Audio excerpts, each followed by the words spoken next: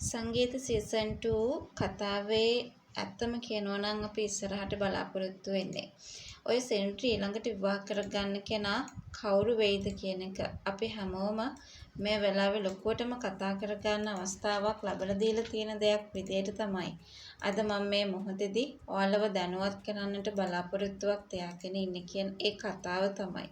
අද අපි මේ මොහොතේදී ඔයාලව දැනුවත් කරන්න ලෑස්ති කමක් ඇති කරගන්න. ඉතින් ඔයා දන්නවා ඒ තමයි සෙන්ඩ්‍රි මේ දවස්වල ගොඩාක් වැරදි විදියට වැඩ කරගෙන යනවා කියන එක ගැන. ඉතින් ඒ වැරද්ද කාටවත් වචන වලින් විශ්වස්තර කරන්න පුළුවන් දේවල් නෙමෙයි. ඇත්තටම කියනවා නම් පොළොප් මුලින්ම ගොඩාක් ආදරය කළා. මේ ආදරේ සෙන්ඩ්‍රිට විතරයි ලබා දෙන්න කටයුතු කළේ.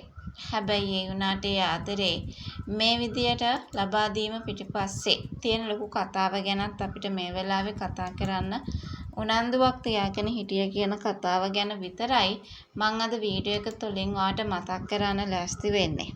ඇත්තම කියනවා නම් සෙන්ඩ්‍රි පහුගිය කාලේ උත්සාහ කළා කොහොම හරි කරලා පොළාව අයිති කරගන්න පුළුවන්ද කියලා. හැබැයි ඒ වුණාට ඒ විදියට හිතපු එක ගොඩාක් වැරදි දෙයක් කියන ඒ කතාව තමයි අපි අද මේ මොහොතේදී මතක් කරගන්න chance එකක් තියෙන කියන ඒ කතාව තමයි අපි අද වීඩියෝ එක හරහා කතා කරන්නට සූදානම් වෙන්නේ.